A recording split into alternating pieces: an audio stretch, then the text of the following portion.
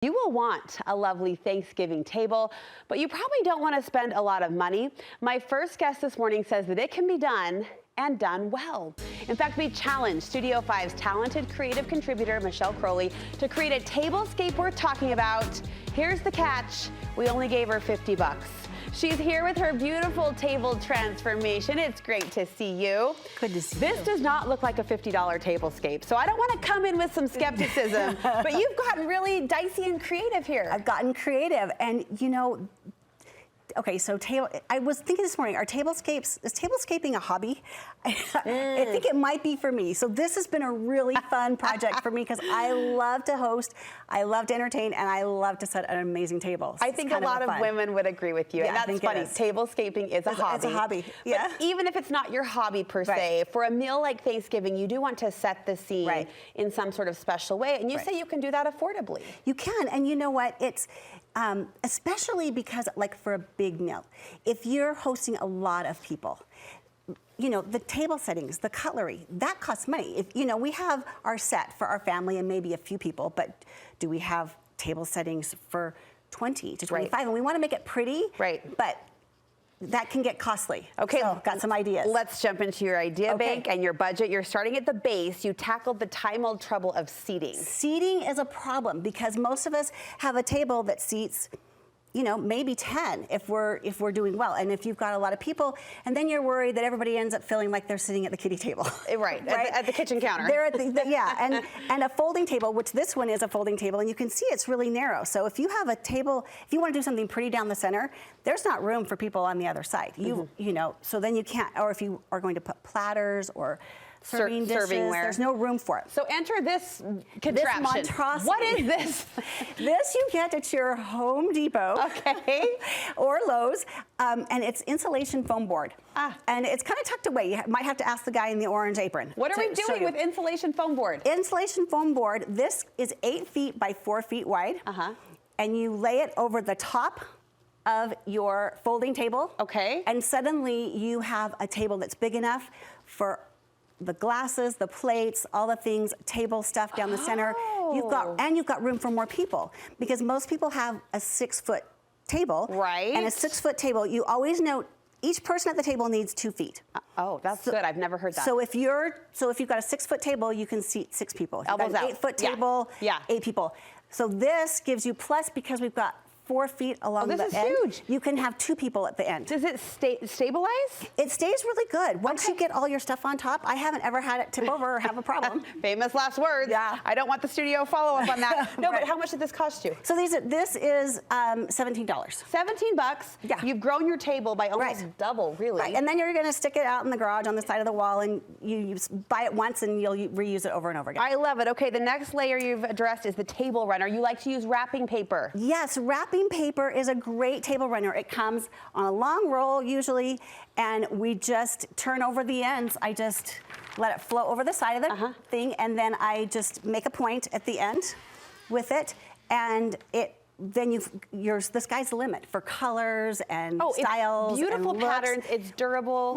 And you can just crumple it up and throw it away when you're done. You don't have to wash it. You don't have to do anything with it. And it's really inexpensive way to make all the tables match. It's one of those that once you do it, I don't think you'll ever go back. I mean, linens are lovely, but this is just so practical and looks just as pretty. It's a great way to do it. All right, you're helping us plate for the crowd with 2 ideas. Plate for the crowd, 2 ideas.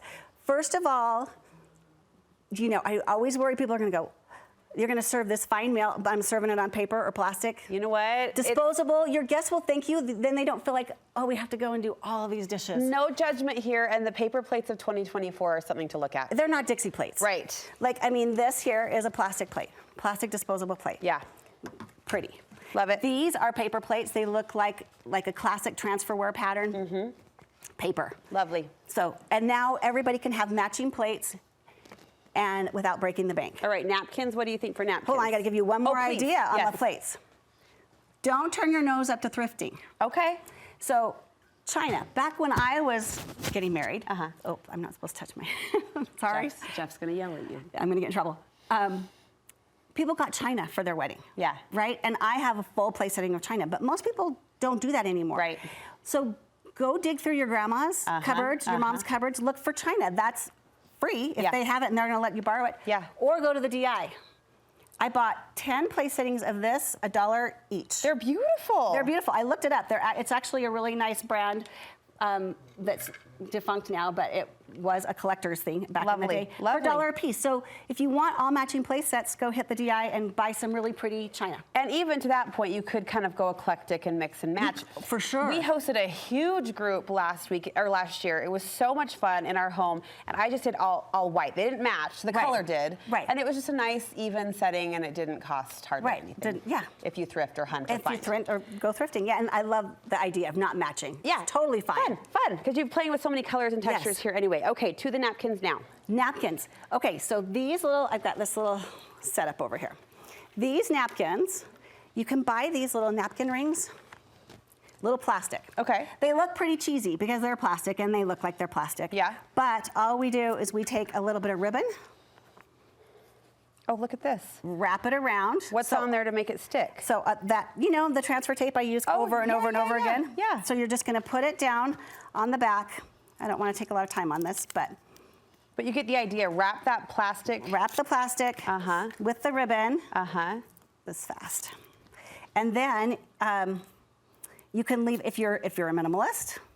Look at that. Look at how pretty that looks. I love it. And these are all this plastic ring. So you can leave it as a minimalist. You can add more ribbon. I added 2 bands of ribbon on this. This one, I added another color of ribbon. So I had 3 colors of ribbon. Easy does it. I love that. So it depends on if you're a minimalist or a maximalist. All right, and in your final few bucks that we had left on the table, no pun intended, you went gilded. You reached for a can of spray paint and added just really elegant touches anywhere you could. Okay, so I do a lot of spray painting. So I'm kind of a connoisseur of spray paint. And this one here is the best. This Rust-Oleum Imagine gives you that really gilded look. And so I totally recommend this. And I went out into my yard with my clippers and I chopped my dead flowers. Everything dying gets new life. And spray painted it. Beautiful. And gilded it. Beautiful. So now I can add that into, I went to the grocery store, bought, one thing of flowers. And I'm just gonna pop it in there with my gilded. Woo! So adding fresh to what's been freshened up. Sorry about that. Yes. And then I'm also adding a little fall pick. And the gold pumpkins with a statement down the center of the table too. Michelle, you did it. Have the gold pumpkins, and then I wanna show these. These are just picks that I bought on clearance for 60% off.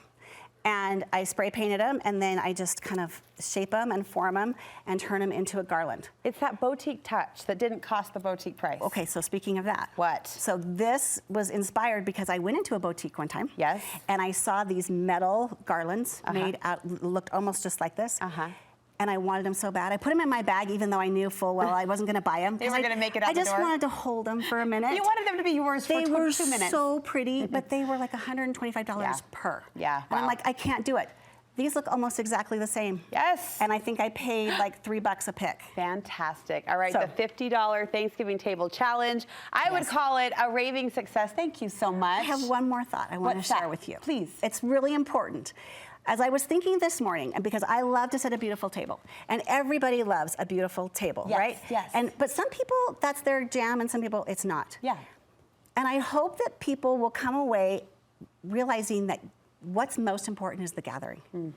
Being together and making the connections. Yes. So yes, if it's your thing to make a beautiful table, do it. If it sets your heart on fire. But don't not gather because you don't have a beautiful table. If it's Dixie plates and it's takeout, it's still amazing. It's still fantastic, and it should happen. It's what we need to do is gather. Thank you. And that's more important than the beautiful table. Amen, sister. A good reminder and a great note to end on. Thank you for that and all of these great ideas to top it off.